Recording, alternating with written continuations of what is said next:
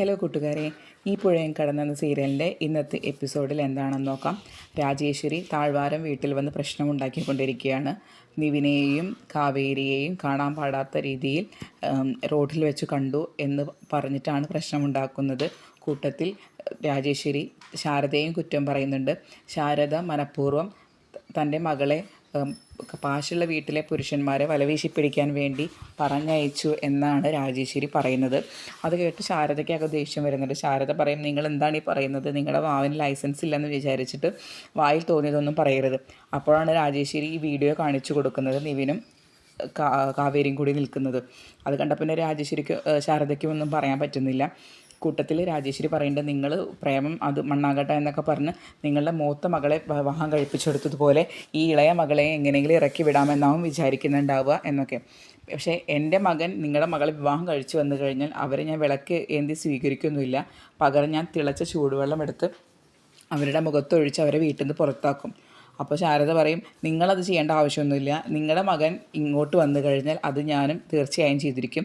അവന് വേണ്ടി ഒരു കലം വെള്ളം എപ്പോഴും എൻ്റെ അടുപ്പത്ത് തിളപ്പിച്ചിട്ടുണ്ടാവും എന്ന് പറയും.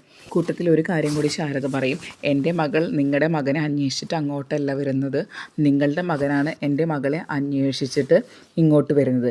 അപ്പോൾ നിങ്ങളുടെ മകനെ നിലയ്ക്ക് നിർത്തേണ്ടത് നിങ്ങളുടെ കടമയാണ്, അല്ലാണ്ട് എൻ്റെ കടമയല്ല. പക്ഷേ എൻ്റെ മകളെ ഇനി ഞാൻ പറഞ്ഞ് മനസ്സിലാക്കി കൊടുത്തോളാം എന്നും ശാരദ ഉറപ്പ് കൊടുക്കുകയാണ്.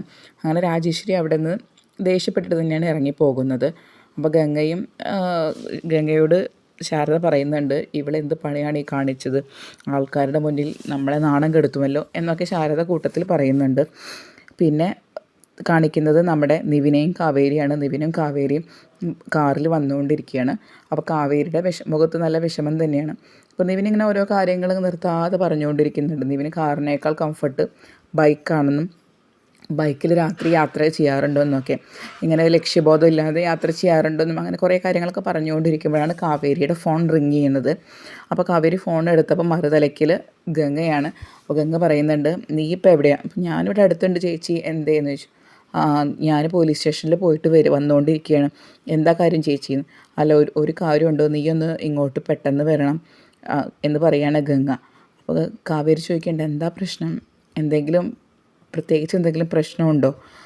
അതൊക്കെ ഉണ്ട്, നീ ഇങ്ങോട്ട് വായോ, പെട്ടെന്ന് തന്നെ വായോ എന്ന് പറഞ്ഞ് ഗംഗ ഫോൺ വയ്ക്കുകയാണ്. അപ്പോൾ നിവിൻ ചോദിക്കുന്നുണ്ട്, എന്ത് പറ്റി കാവേരി, എന്താ പറ്റിയത്? എന്താണെന്നറിയില്ല, ചേച്ചി വിളിച്ചിട്ട് പെട്ടെന്ന് വരാൻ പറഞ്ഞു, എന്തോ പ്രശ്നമുണ്ടെന്ന് തോന്നുന്നു.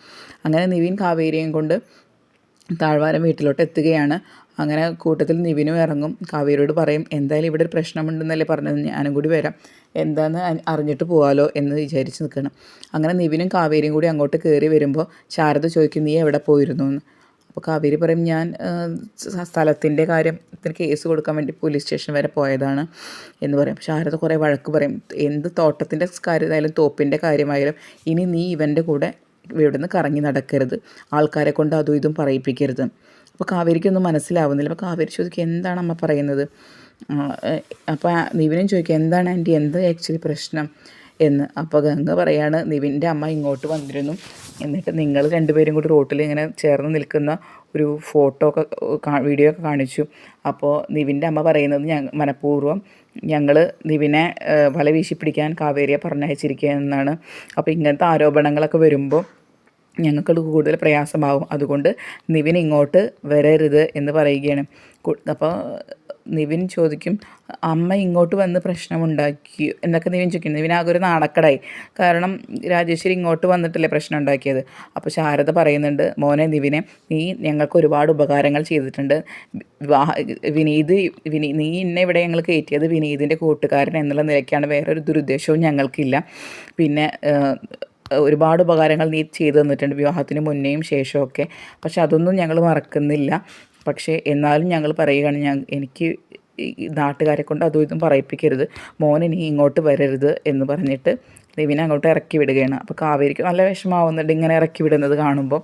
അപ്പോൾ കൂടെ വിനീതും പുറത്തേക്ക് പോകുന്നുണ്ട്. അപ്പോൾ വിനീതും നിവിനും കൂടിയാണ് പുറത്തേക്ക് പോകുന്നത്. അപ്പോൾ നിവിൻ ഇങ്ങനെ പിന്നിലോട്ട് തിരിഞ്ഞു നോക്കി ഇങ്ങനെ വിഷമിക്കുന്നുണ്ട്. അപ്പോൾ കൂട്ടത്തിൽ അത് കഴിഞ്ഞപ്പോൾ ശാരദ കാവേരി ഒത്തിരി വഴക്ക് പറയും. എന്നിട്ട് പറയും, നിങ്ങൾ എന്തൊക്കെയാണ് ഈ കാണിച്ചു വെച്ചിരിക്കുന്നത്, ഇനി ഒരിക്കലും അവൻ്റെ കൂടെ നീ പോവരുത്, നാട്ടുകാരെ കൊണ്ട് അതും ഇതും പറയിപ്പിക്കരുത്, ഇന്ന് അവർ വന്നിട്ട് എന്തൊക്കെയാണ് ഇവിടെ നാവിന് ലൈസൻസ് ഇല്ലാണ്ട് എന്തൊക്കെയാണ് അവർ പറഞ്ഞത് എന്നൊക്കെ പറഞ്ഞ് ശാരദ ഒത്തിരി വഴക്ക് പറയുന്നുണ്ട്. അത് കഴിഞ്ഞിട്ട് ഗംഗയെ ഉപദേശിക്കുന്നുണ്ട്, നീ നാട്ടുകാരെ കൊണ്ട് അതും ഇതും പറയിപ്പിക്കരുത്, നമുക്ക് ആകെയുള്ളത് അഭിമാനം മാത്രമാണ്, നീ അത് വിട്ടേക്കണം, അവനായിട്ടൊരു റിലേഷനും പാടില്ല എന്ന്. കാവേരിയോട് പക്ഷേ കാവേരിക്ക് സംസാരിക്കാൻ ആരും ഒരു അവസരം കൊടുക്കുന്നില്ല. കാവേരിയോട് എല്ലാവരും അങ്ങോട്ട് പറയാനാണ്, അവൾ തെറ്റിദ്ധരിച്ചിട്ട് അങ്ങോട്ട് പറയുന്നതാണ്. അങ്ങനെ വിനീതും നിവിനും കൂടിയിട്ട് പുറത്ത് പോയിരുന്നു സംസാരിക്കുകയാണ്. അപ്പോൾ വിനീത് നിവിനോട് പറയാണ്, നിൻ്റെ അമ്മ വന്ന് പറഞ്ഞത് കുറച്ച് കൂടിപ്പോയി, എത്രയായാലും നിങ്ങളെ തെറ്റിദ്ധരിച്ചിട്ടാണ് പറഞ്ഞിട്ടുള്ളത്, പക്ഷേ നിൻ്റെ അമ്മ ഇങ്ങനെ വന്ന് പറഞ്ഞത് കുറച്ച് കൂടുതൽ തന്നെയാണ്. കാരണം കാവേരിയെ നാളെ ഇന്നല്ലെങ്കിൽ നാളെ വിവാഹം കഴിച്ച് വിടേണ്ട ഒരു പെൺകുട്ടിയല്ലേ, അപ്പോൾ അവളെ കുറിച്ചിട്ട് ഇല്ലാത്തതൊക്കെ ആലോചിച്ച് പറഞ്ഞത് ഇത്രയും തരം താഴ്ന്ന് രാജേശ്വരി ആൻറ്റി സംസാരിക്കുമെന്ന് ഞാൻ വിചാരിച്ചില്ല എന്ന് പറയും. അപ്പോൾ നിവിൻ പറയാണ്, സോറി അളിയ, എനിക്ക് മനസ്സിലാവും നിങ്ങളുടെ ബുദ്ധിമുട്ട്, പറ്റിപ്പോയി എന്ന് പറയുകയാണ്. പിന്നെ നിവിൻ വേറൊരു രഹസ്യം കൂടി പുറത്തേക്ക് പറയുകയാണ് വിനീതിൻ്റെ അടുത്ത്. അതായത് അമ്മ തെറ്റിദ്ധരിച്ചിട്ടല്ല ഇങ്ങോട്ട് വന്നിട്ടുള്ളത്, അമ്മയല്ല തെറ്റിദ്ധാരണ ഉണ്ടാക്കിയത്. കാരണം എനിക്ക് യഥാർത്ഥത്തിൽ കാവേരിയെ ഇഷ്ടമാണ്, ഞാനത് അമ്മയോട് തുറന്നു പറഞ്ഞിട്ടുണ്ട്, അത് മനസ്സിലാക്കിയിട്ടാണ് അമ്മ ഇങ്ങോട്ട് വന്നിട്ടുള്ളത്. അത് കേട്ടതോടുകൂടി വിനീത ആകെ ഷോക്കാവും. വിനീത് പറയും, നീ എന്താണ് ഈ പറയുന്നത്, ശരിക്കും പറയുകയാണെങ്കിൽ നീയും കാവേരിയും ഒന്നിക്കണതൊക്കെ എനിക്കിഷ്ടമാണ്, പക്ഷേ നിൻ്റെ അമ്മയും അതുപോലെ തന്നെ നിൻ്റെ അമ്മാവൻ ജയപാലൻ, അവർ രണ്ടുപേരും പ്രശ്നക്കാരാണ്. അതുമാത്രമല്ല ജയപാലൻ്റെ മകളെ നിനക്ക് വിവാഹം ഉറപ്പിച്ച് വെച്ചിരിക്കുന്നതാണ്.